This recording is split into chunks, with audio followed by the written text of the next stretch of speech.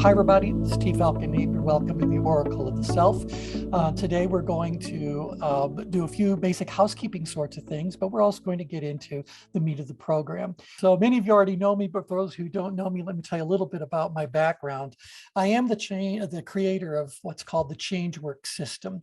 So the ChangeWorks system is a tool that I developed about 40 some odd years ago, and it's used to reveal certain insights about individuals and groups of people that can then be used for coaching purposes, management purposes, research purposes, etc.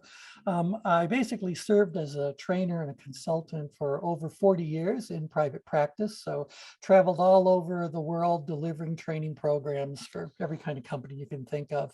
In total, I've developed over 300 hours worth of intellectual property, for the most part in the areas of sales, leadership, change management, personal growth and development, those sorts of things. And I'm probably best known for a few programs that I created, specifically MasterStream Precision Sales Techniques, ChangeWorks Personal and Professional Change Management System, and Pride-Based Leadership.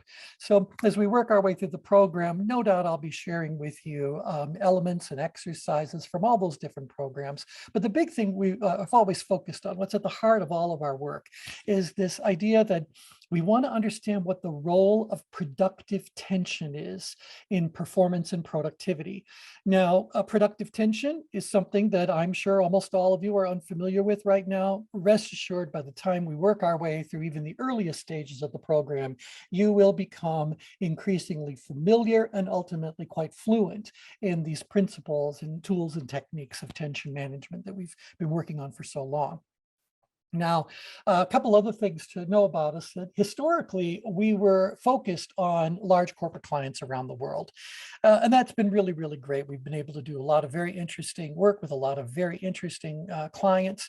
In total, it adds up to over 25,000 hours of presentations before a combined audience of over 1 million students so far. So I'm sharing that just so you guys know, I'm not someone who just decided on a whim to do this. This has been my life's work, and I've done it enough that I'm known for it. I like to think that I'm pretty good at it.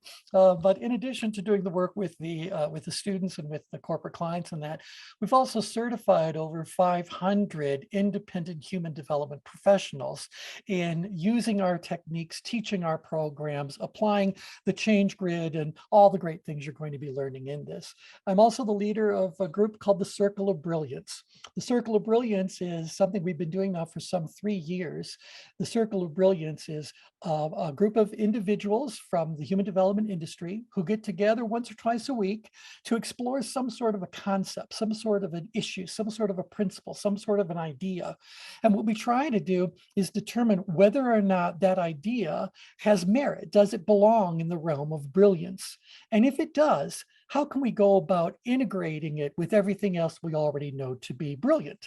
And as a result, our tool and our understanding gets to be more and more robust and more applicable. Now, technically, we retired in 2015. But in 2020, we decided it was time to rewire.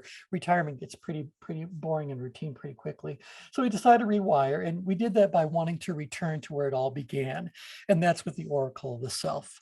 So let me tell you a little bit of a background story. So what is the Oracle of the Self? Oh, actually, before I get into that, because we have a different kind of thing going on right now than they would for other videos we'll be producing, I want to make sure I'm answering your questions, but I don't want to open up the audio channel for fear that it's going to end up putting, can't wave over there, so that it won't, start putting images up on screen that I have to then get releases for, etc.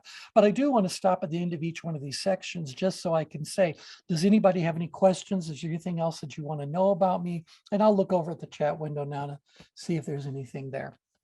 If there's not, we'll just move on. Okay, so the next question, thank you, Tom. So the next question is, well, what is the Oracle of the Self? And to really help you understand what the Oracle of the Self is, I want you to look at it through a few different kind of angles. The first thing to know is that the Oracle of the Self is a tool. And so, like any other tool, it's something you're going to be able to use for a variety of very important situations to help you get some really good things out of it, like clarity and some direction, some insights, etc. Now, to know where it came from, I'll tell you a little story. Way back when, back in the 1980s, when I first started doing this kind of work, I was living in Ann Arbor, Michigan. And at the time, Ann Arbor was the home to, well, not only the University of Michigan, but a very large, robust, growing New Age community. Also, back in the 1980s, something called peer group counseling was all the rage. And so everyone who had these New Age kind of thoughts and wanted to kind of evolve their thinking and, develop themselves a little more would seek out these kinds of peer group counseling groups. And what they would do is they would get together for a rap session. And at these rap sessions, a topic would be presented, a question would be posed, whatever, to get the conversation going. And then people would have a discussion around that for an hour, hour and a half, whatever. And hopefully everyone left with some insights and some things, et cetera. Well, a lot of the people who were conducting these peer group opportunities were using certain tools to better understand the people that were in their group and help the members of that group better understand themselves and one another. And so there were a lot of personality tests that got pulled into play. A lot of those personality tests are pretty common and still used today. So maybe they'd use the DISC profile, maybe they'd use Myers-Briggs, maybe they use whatever. Well, I asked these people, I told them I was doing this kind of work, and I said, well, I would really like for you to have your people experience a change grid. And at the end of it, I just want to ask them a couple of questions. So I wanted you to already be using some sort of a tool, so whatever, Myers-Briggs, et cetera. And then I wanted them to experience the change grid. And so I said, after they experience whatever your tool happens to be, your psychometric tool, I just want to know the answer to all this. So for all of you who are watching this video, I want you to think about one of the very first personality tests you ever took, or the ones you've taken recently. Any personality test will serve perfectly fine for illustrating the point that I'd like to make. And so at the end of the experience, I would always say to people, so what did you turn out to be?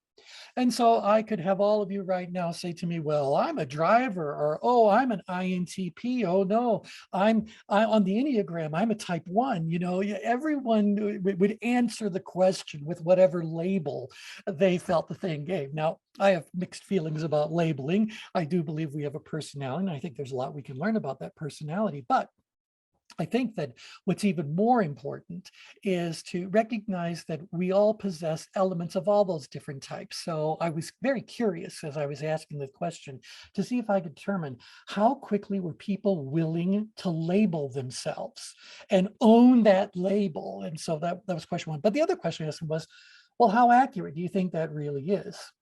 And the answer that I heard over and over and over again was, well, I can see how I turned out to be a whatever, but I really think I'm all these things. It just depends on the situation.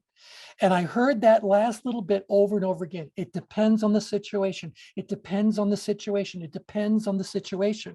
And so I had this aha moment where I said, well, that tells me that the world really doesn't need another personality test, another psychometric sort of a tool, because there's plenty of good ones out there. What they really need, what the world really needs, is a tool that looks at the situations. And so I set out to develop what is now known as the change grid. So the change grid allows us to look at what's really, really going on in a situation. I'll get to that in more detail in just a second. So I said, all right, well, I'd like your people to experience a change grid. And we're going to take the results of their psychometric tool. We're going to create a change grid based on that. And then we're going to ask them to fill out the profile and let's see what it says. And so they had them do all that. And after they had the experience, I would say to the group leaders, how did that turn out? What did your people think? And what I heard over and over and over again was people really liked this. It gave them great insights, great understanding. It was very good for conversation, et cetera. But we don't like the name change grid. And I said, well, what do you want me to call it? Why do you want to call it the change grid? And they said, we think it should be called the Oracle of the Self. And so I went like, well, that's really interesting. It's a little bit out there, but why do you want to call it the Oracle of the Self? And they said, because the change grid is, and this is a quote, a mirror that reflects the conversations that you are having with you about you. And that's absolutely correct. Whenever we have the opportunity to look at our own change grids or at someone else's change grid, we know that what we're really looking at is the conversations that they're having with themselves, about whatever the specific topic at hand happens to be. And so again, we said this needs to be situationally specific. So we want to know, how are people handling each of these situations? What's going on in their head? What's going on in their behaviors? What's really going on? Well, the change grid does serve as a very powerful mirror that will reflect back to you details of the conversations that you are having with yourself about yourself as it pertains to a very specific question or a very specific situation. Now, very early on in our work with this, we were discovered by our first corporate client, who is one of the largest computer manufacturers in the world. You can guess based on the kind of computer you guys all know that I have. Well, I couldn't go to them and say, hey, it's this Oracle of the Self, and we want to come into your corporation and show it to you and use it with you and on and on. So I had to stick with a little bit more, I say, consumable name, and that ended up sticking with the change grid. The change grid became very quickly known as, and to this day is known as, the world's only client-driven, activity-specific coaching and management tool. So what you're going to be playing with, what you're going to be learning as you work your way through this program is completely unique. And through it, we're going to be able to explore a variety of situations, goals you might have, changes that you're encountering, relationships that you're having, and whatever options you might face. And ultimately, we hope that by having the experience of the Oracle of the Self, you will be able to make better quality decisions and take the appropriate action whenever you can, whenever you need to do anything about that. So now, this is what the change grid looked like way back when. We always made the joke that it looked like a test pattern for a color TV set, but I promise you, every one of those lines means something. And once people start to learn some of the details about the change grid, they can look at this change grid and they can see all the different layers and all the different sources of information that we can extract from it, and kind of use all that as they go about their personal development kind of journey. So now, another thing is that the Oracle of the Self is a program. That's what we really are here to talk about today. The Oracle of the Self is something that resonates very much with our governing principle, our governing motto for these 40 years. And that's that we believe that everything that we've put together, everything that comes out of the circle of brilliance, everything that comes along, they represent insights that we think are so valuable. We want everyone to know about them. And so what better way to help people get these insights than by offering them a global outreach initiative? And that's what we view the Oracle of the Self as being. This is a free, full-year personal development program. You can do bits and pieces of it. You can do all of it. You can jump around within it. There is no strict order that you need to go through. So if you can't come to all the sessions, don't worry about it, because they're all going to be put up on YouTube. You can watch them at your leisure. Nevertheless, I want you to think of it as being a full-year personal development program, absolutely free. And we're doing this as a way to kind of immortalize the work that we've been doing all these years. Just because I retired doesn't mean that I want my life's work to retire. And so we've gotten back into the business of business in order to make sure that this content, this intellectual property, is put up in a form and delivered to the world in such a way that it can continue to benefit from it for generations to come. Now, everything we're doing is delivered via our Changeworks System YouTube channel. We'll be sending everyone the links to everything I'm talking about during today's webinar. But got to think about this. It's a YouTube kind of thing. Now, we'll offer each week a question of the week video. Every week, there is a different question that we want you to be thinking about. And then there'll be a link to fill out a Changeworks profile specifically about that question. A week later, we'll do the group interpretation and guidance video. So we set it up. Hey, everybody, here's the question of the week. Go fill out the profile, follow the link. And then when we get the results back after a week of people kind of throwing in their responses, we'll look at their results and I'll tell everybody what the responses all mean. So yeah, it's confidential, so you don't need to worry about any of your personal stuff being put out there for the world to see. The change grid kind of just aggregates all of this stuff into a single profile. I will be able to look at it and see how everyone's doing. As you watch more and more of those, you're going to develop the ability to design and interpret change grids all for yourself. Now we do this, the Oracle of the Self is set up to look at 4 seasons of focus. Basically, we believe that agriculture represents a perfect model for personal growth and development. And there's a reason why we want to have a winter of our personal development year, followed by spring, summer, and fall, so we can actually see what are we doing and how did it all turn out as we work our way through the different seasons.